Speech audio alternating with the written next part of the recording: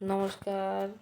আজকে নতুন আর একটা রান্না নিয়ে চলে আসছি, ডিম ভাপা। ডিম ভাজা খাতে খাতে মুখে এবারে চড়া হরিয়ে গেছে, তাই দেহেই তো নিলে আজকে ডিম ভাপা রানবো। তাই সাইড দিয়ে হাঁসের ডিম ভেঙে নিয়েছি, তার মধ্যে দিয়ে দিলাম একটু লবণ আর হলুদ আর জালের গুঁড়ো দিয়ে ভালো করে নাড়াচাড়া মিশিয়ে দিচ্ছি মশলাপাতি একসাথে, যাতে কোনো জায়গায় লবণ আর হলুদের দানা না থাকে। এবার একটুখানি একটা বাটিতে, টিফিন বাটি স্টিলের, তার মধ্যে একটু বেশি করে তেল দিয়ে নিলাম, নিয়ে ভালো করে নাড়াই চাড়াইয়ে সব জায়গায় মাখায় নিচ্ছি। নিয়ে ওরির মধ্যে দিয়ে দিলাম সেই ফেটানো ডিম। সাইড দিয়ে হাঁসের ডিম, কম কথা না, অনেক হাঁসের ডিম তাই পাওয়া যাচ্ছে না।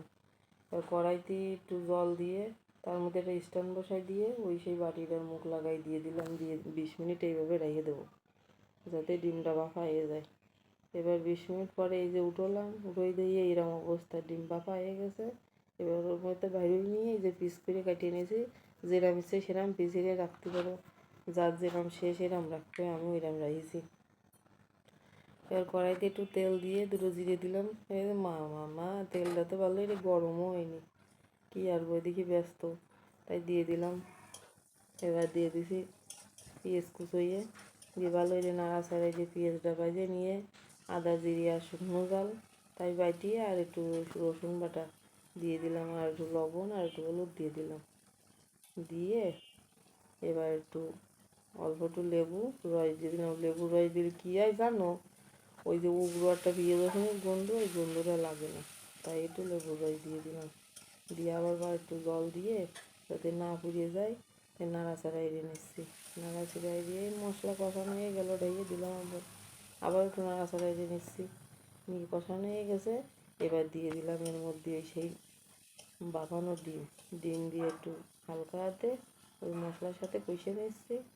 কষে নিয়ে এই তো উল্টো পাল্টাইতে দিয়ে কষে নিচ্ছি ভালো করে, যাতে মশলাটা ভালো করে ডিমের গায়ে লাগিয়ে লেগে যায়। স্বাদ বানাতে হবে, যে না স্বাদ বানালে তো আর খাতে ইচ্ছে আসবেন না, তাই ভালো করে স্বাদ বানাচ্ছি।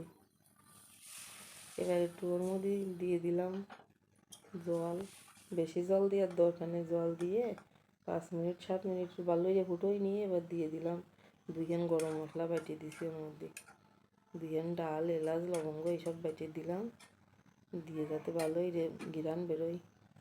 এবার এই রান্না শেষ, এই যে অবস্থা চেহারা দেখলি পরানটা জুড় হয়ে যাচ্ছে, মনে আছে খাই আর খাই, শুধু খাই। ওরে বাবা কি গরম, আর সহ্য হচ্ছে না। তা আমার আর দেরি দেরি সহ্য করতে পারলাম না, বেশি দেরি নাই রে, খাওয়া শুরু করলাম। সেই স্বাদ, খাবো আর খাবো, শুধু খাতে ইচ্ছে।